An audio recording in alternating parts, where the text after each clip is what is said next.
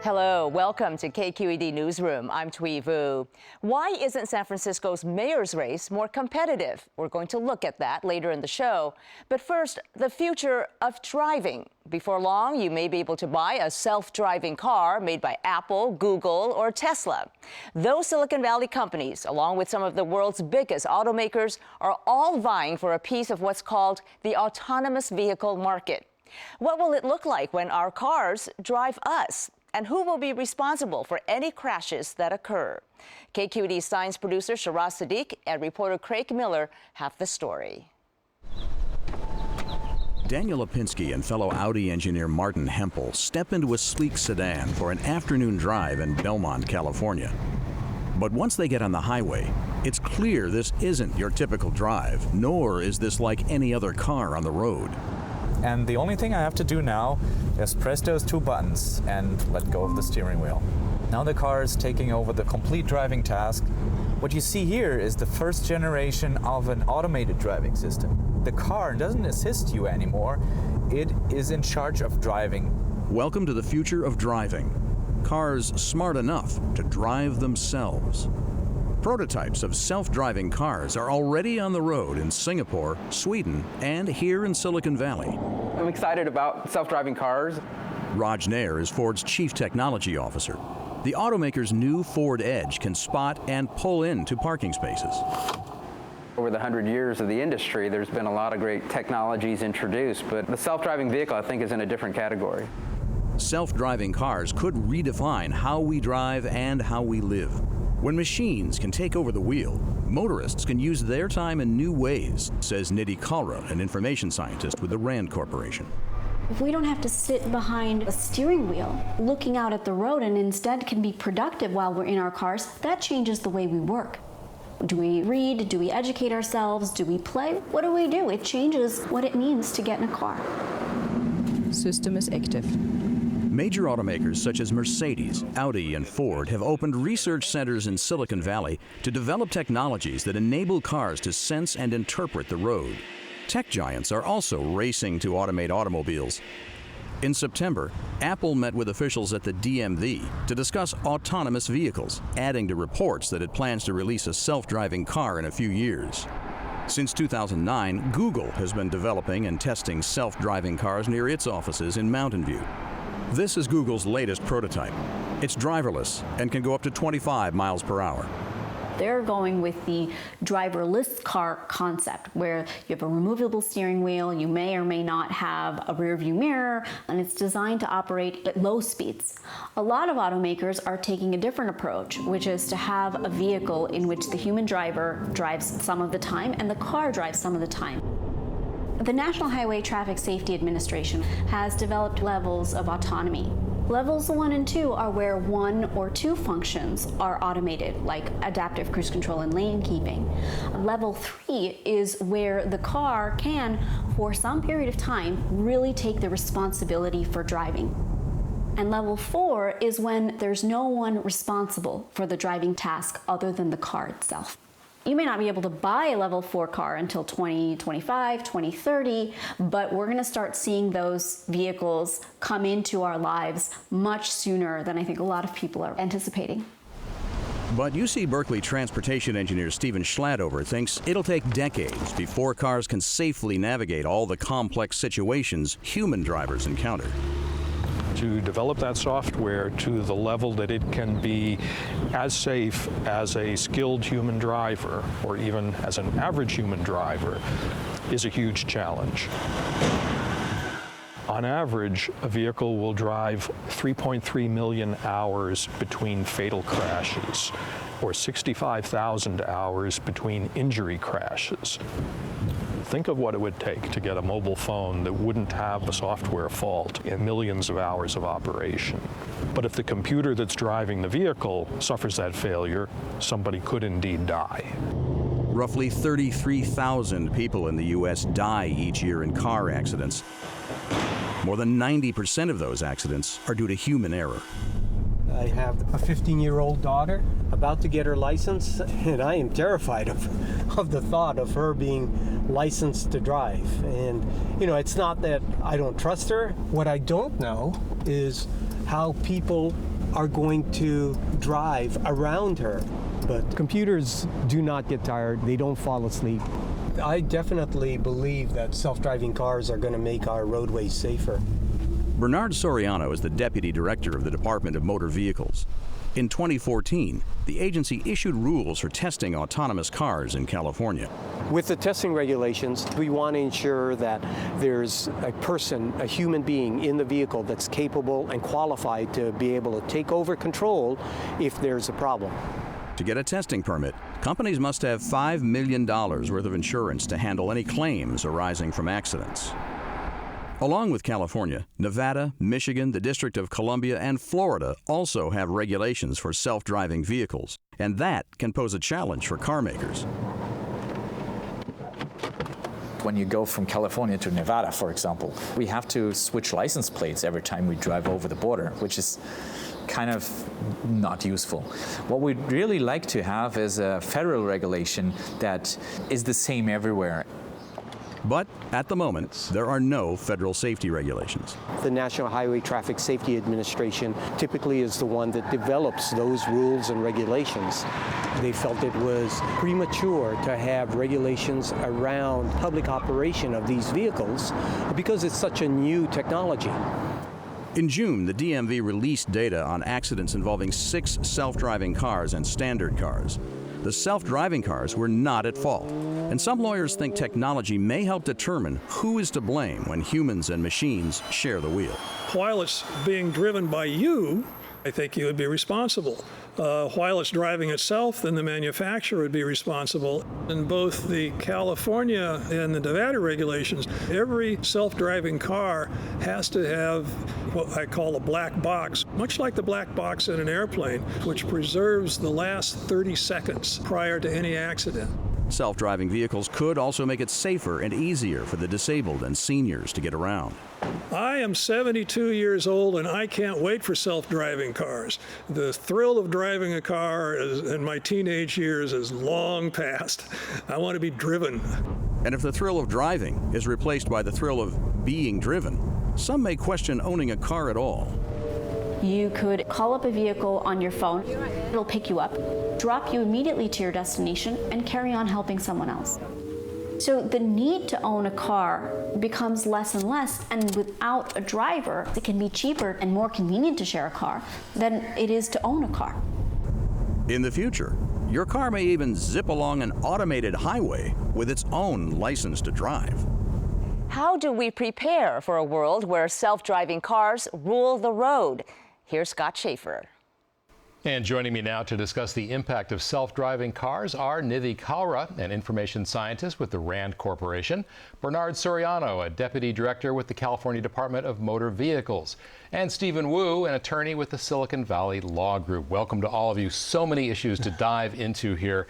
Let's begin with you, Nidhi, and the rest of you can answer as well. What do you see as the biggest obstacles to bringing these cars to the road so more people can actually use them?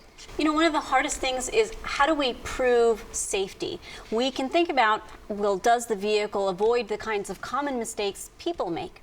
What about the uncommon mistakes? What about the issues related to cybersecurity that humans don't have to deal with? What do you mean by uncommon mistakes? Like what? Oh, can the vehicle introduce new kinds of error? For example, if someone hacks into the vehicle, this opens the door to all kinds of problems. If your car is destined to go, you drive it from point A to point B, and someone hacks in and gets you somewhere else. So there's a lot of new kinds of challenges that a car that drives itself can introduce. And then the whole question of consumer acceptance too. Although, I think a lot of people are very excited about this technology. I think consumer acceptance can be tremendous if the safety issues are addressed. And Bernard Soriano, what about you from the DMV's perspective? What are the big hurdles? Well, actually, Nidhi brought up one of the largest hurdles, and that's how do we ensure that the vehicles are safe? For us, safety of the motoring public is of utmost importance. Are you worried about the vehicles being safe, or are the people driving them, or like actually, what exactly? That's a good point, because it's both. We need to ensure as this technology rolls out that the motoring public remains safe. And to do that, we need to ensure that those vehicles, while they are driving themselves, follow the rules of the road and are operating in a manner that will remain safe. The other issue is the technology changes so quickly that regulators need to keep up with the technology, and that in itself presents a problem.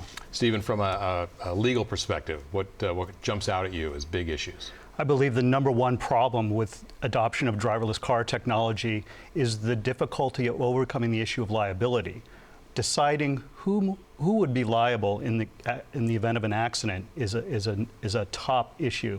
From the legal perspective also, we have to be concerned about the effectiveness of the technology from a safety perspective and to resist cyber attacks. I know some automakers, I think maybe Volvo, has said we will accept responsibility for crashes. I mean, to what extent would you expect that to happen, where just in order to get them introduced and get some acceptance by consumers, that someone's going to have to take responsibility, and maybe it would be the automakers? You know, the more of the driving that the vehicle does, it's naturally the case that the automakers are going to have to take responsibility.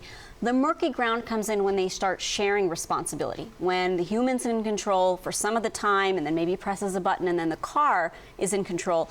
That's where you get some really complicated concerns around who's actually responsible for the safe operation. Bernard, the DMV issued these regulations for makers of these cars. What was the focus of the regulations, and why did you feel a need to get them out relatively quickly? Right. Actually, there are two sets of regulations. The very first one is regulations around manufacturers' testing of those vehicles. And so there are a number of guidelines and rules that the manufacturers need to meet in order to test those cars on our public roadways. So, for example, there are regulations around the drivers. There needs to be a test driver in the car, even though the car can operate itself. We felt it was very important that a human being be in there, ready, willing, and able to take over You don't control. trust the technology. Well, the technology changes. We need to ensure that the technology is safe. And so by having the human in there, we felt that was important. But adding the human in there might introduce a source of risk. That is, the handoff between automated driving and manual mode might itself be a source of risk, where the driver might not be alert enough to take control at any specific time. So Google has taken the approach with the second prototype of having a fully autonomous vehicle where it's not possible for the human to take control. Jumping to full automation for them, their philosophy was looking at it's safer to have 100% automation than 98% automation. Nidhi, why are companies like Google and well, Tesla is more obvious, but Google and Apple, why are they so interested in getting into the car business? Or is it not really the car business in a sense? Well, you know, there's an entirely new field of technology that's required for autonomous vehicles. It's no longer about building the cars, it's about making them smart. So they have a natural advantage there. It's about software. But the interest that they may have is that we're already looking into what people do online. With these kinds of vehicles, you can bring online into your everyday lives. Where you go online, the parallel is where do you go in your real lives? And what information do you need? What do you do? It's really our whole world online coming into our cars. But doesn't that raise all kinds of questions about privacy? I mean, that's a big concern that folks have, is Google and Facebook, they know what I'm doing, where I'm going on vacation, who I'm with. There's a sense now of concern about pervasive surveillance. In fact, this past week, the European Court of Justice had a very important decision that noted that the government's surveillance of information through services like Facebook created privacy risks. We would face the same possibility with people knowing where you're driving, what time you arrived, and where you're going. We saw in that setup piece that Ford is some of the more conventional automakers are also involved in this. Is it just a matter of self-preservation? They have to kind of keep up. I mean, if you were Ford or any of the other automakers, would you be worried that Apple and Google are going to eat your lunch, or are we ultimately looking at some kind of a joint venture? Well, I think that the traditional automakers are looking at this from a safety perspective, in that the technology will make our roads safer. But at the same time, the Silicon Valley companies are looking at the automobile as the ultimate mobile device. It takes you to places, and we depend on a car for our daily lives. And by merging mobility and that technology is something that they would see as a competitive advantage. But traditionally, the companies that are in Detroit, I mean, they need to get on board with this technology if they want to survive in an era where you've got millennials who constantly want to be online and connected. And so as the demographics shift of people who want cars and why they want them, I think Detroit needs to keep up. Well, and that point about why they want them. I mean, if you look outside our building right now, there's dozens and dozens of cars parked. They're doing nothing. They're sitting there all day long. Are we going to think about cars potentially in a completely different way? And what might that mean for spin-off new industries? It's potentially a new business model where you have transportation as a service. I can subscribe to a transportation service whereby when I need a car, I can call it up with my smart device. It's there when I need it. I can drive to where I'm going, and then it can serve somebody else. It will lower my cost of ownership and save a lot on environmental problems. More car sharing, maybe? More Yes. car sharing, and you imagine something like 30% of our urban centers are used for parking. If we have this, shared model and we can free up that space, I mean, think of a city like San Francisco where we don't have enough housing. If we can free up parking lots, I mean, that's prime real estate. And garages. Yeah, that's right. Bernard, the DMV helps 16-year-olds get their licenses. You renew smog certificates, and you also check and make sure that vehicles are registered. You don't have a lot of software engineers and people who think about safety. I mean, what is this going to mean for the DMV? Well, it's actually, you bring up a point. It's a big challenge for us because the law was passed, SB 1298. Put the onus on the DMV to develop those regulations. You're right, we're an organization of 10,000 employees, and our core function is to license drivers, register vehicles. We don't have a core team of software engineers or automotive engineers, and yet we have to develop those regulations. It's a challenge.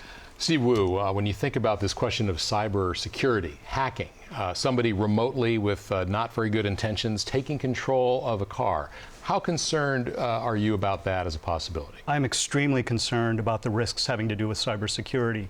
Human beings have always created ways of attacking the various devices that have been invented over the decades of information technology that we've seen.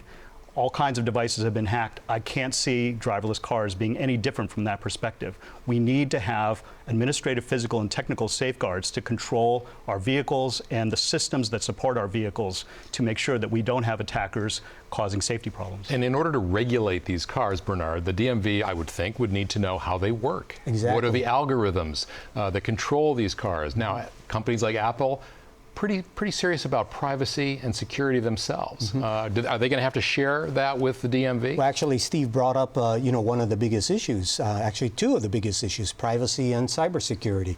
To develop these regulations, we're working very closely with academics in the field, as well as our federal partners and our state partners. We work very closely with the National Highway Traffic Safety Administration, and also we meet with the different companies so we get an idea about how they are developing the technology, gathering all of that information so that we can develop some sound regulations. From a safety perspective, it would be helpful for the regulators to understand exactly how these cars are working. But on the other hand, trade secret law would protect those algorithms, and there might be some resistance on the part of the manufacturers to share that all the information about their algorithms. Nidhi, how do you think this is going to potentially change the whole concept of driving? I think it's already changing. Again, I say younger people are looking at cars completely differently. And imagine if we no longer have to own our cars. It changes the way we use our land, it changes the way we shop and get health care and get around. And the knock-on effects of that can be incredible related to environmental issues. I mean, climate change, for instance, one of the hardest ways to solve climate change, one of the hardest aspects is through mobile sources of greenhouse gas emissions, our vehicles. But if we can have technology that's incredibly efficient, there's a lot of ways in which this technology can help.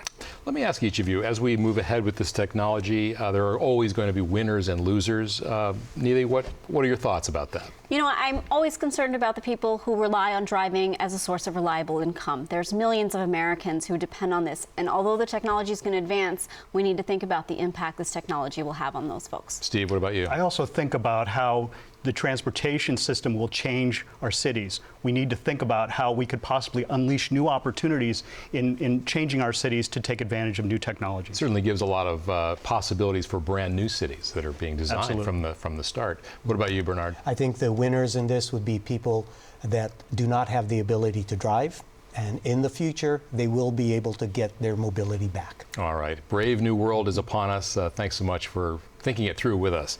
Nidhi Kalra from RAND, Bernard Soriano from California DMV, and Steve Wu from the Silicon Valley Law Group. Thank you all very much. Thank you for having us. And you can watch our documentary, Self-Driving Cars, The Road Ahead, next Wednesday night at 7:30. Now, the San Francisco mayor's race, where incumbent Ed Lee is running for a second term. There are 5 other candidates in the race, but none have the resources to mount a serious challenge. Joining me to discuss the race is KQED political reporter Marisa Lagos. Hi, Marisa. Hi. So why isn't Ed Lee facing stronger competition? I mean, I think it has something to do with him and something to do with just the reality of politics and being an incumbent. It is hard to challenge an incumbent.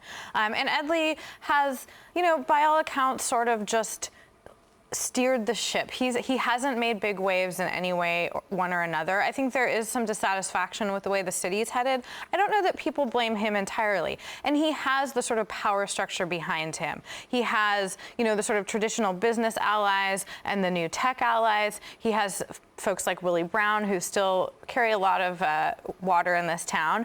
And again, he doesn't have the kind of enemies I think we've seen from other, maybe more charismatic mayors like his predecessor, Gavin Newsom. And he's got quite a lot of money in his campaign coffers, nearly $1.5 million. Yeah, this in a basically unopposed race. He does have what I would sort of characterize as protest candidates running against him, but nobody serious. You know, Mark Leno, Senator Mark Leno, former supervisor, did consider a challenge from the left last year, ultimately backed off. I think that money had something to do with it for sure. So Ed Lee has been in the inner sanctum of City Hall for a long time. He rose through the ranks as an administrator. To what extent do you think his City Hall connections are an obstacle for his competitors? I think that it certainly helped him as somebody who had never run for politics. Let's not forget, he was appointed as a caretaker mayor 5 years ago when Gavin Newsom won as lieutenant governor, and he had been a city administrator. You know, he had essentially been running City Hall to some extent for a long time, and he had risen through the ranks. So I think at the beginning it really helped him. I'm not sure that goodwill has sort of carried through his administration.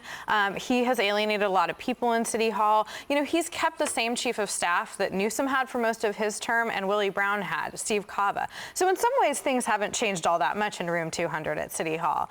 But I definitely think that when he first got in there, having the connections and really the deep understanding of the way the city functioned made it so that he was able, you know, to come in and having never been in that leadership position before, sort of have that smooth transition and convince voters and people within City Hall that first year that he was the right person when he ultimately made the surprise run for mayor. And we've seen an interesting evolution of Ed Lee as well. He started many years ago in Chinatown as a tenants' rights advocate. He fought for Chinatown residents. It's so much so that landlords actually gave him a nickname, Communist Ed Lee. And now we have a new nickname for the mayor by many, calling him tech-friendly Mayor Ed Lee. Has it been interesting for you to see sort of that evolution? Yeah, I mean, again, I think those early days, you know, were before my time in the city, and by the time I think a lot of people who are both watching and voting here were aware of Ed Lee in recent years. Like I said, he was a city administrator. He was basically a bureaucrat. But I do think that as these last 5 years has progressed, that there's been a lot of surprise about just how cozy he is with tech. I think this has caused some schisms, not just with the left in this town, but with some of the sort of old guard. You've seen Dianne Feinstein, the senator, former mayor, come out against or in favor of a ballot measure that's attacking Airbnb, who the mayor has embraced wholeheartedly. So I think it's been a real surprise, and you see this still playing out. I mean, Rose Pak, Chinatown powerhouse, one of the reasons he got elected and appointed in the first place has split with him, in part because of his appointment in District 3 to supervisor. I think, and in part because she's been disappointed at how, you know, much he's taken sort of business's side in a lot of these fights around housing and affordability. Well, speaking of District 3, let's talk about that, because it pits an Ed Lee appointee, which you just mentioned, Julie Christensen, against former supervisor Aaron Peskin. That district also encompasses Chinatown. How much of that race is a referendum on the mayor, do you think? I mean, I think it absolutely is. I think that with some caveats, of course, like anything in politics. I mean, first of all, this is one district, so we have to be careful not to think that if, Aaron Peskin wins, that this means that, citywide, everybody hates Ed Lee. But I also think that if you see the way this is played out, if you see the money the mayor's put into this, and if you see the amount of attention the progressives and the left have put into Peskin's race, that it shows you how important this is, in part because of the dynamics of the Board of Supervisors. There's been a lot of 6-5 votes, a lot of them going the mayor's way. If Peskin gets into office, that will be threatened. But I also think that with the lack of a real mayor's race, this is where a lot of people are seeing the opportunity to make a stand. Julie Christensen has been, I think, in some ways an underwhelming supervisor. She hasn't made a lot of strides since her appointment last year to really set herself apart. She has embraced a lot of the sort of business interests that the mayor has been attacked for, and I think that that has alienated her among some folks in Chinatown especially. So then how pivotal do you think the Chinese vote will be in that district? I think it's going to be really important. Aaron Peskin's an interesting person.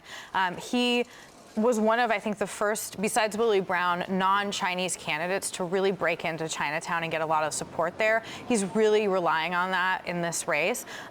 Again, Rose Pak, who split with the mayor, is supporting him. The mayor, however, has been out there. He's Chinese. He has been saying, vote for Christensen. So it's a really interesting, and I think it's going to be fascinating to see how the breakdown of those votes come election day. And the mayor enjoys a huge base of support among Chinese-American voters in this city.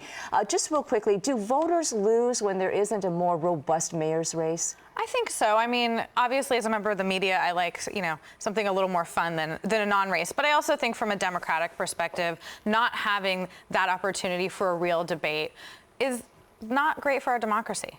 Okay. Well, November 3rd, we will see how it all shakes out. Marisa Lago is our political reporter. Thank you so much. Thank you. And that does it for us. For Scott Shafer, I'm Thuy Vu. Thanks for watching. For all of KQED's news coverage, please go to kqednews.org.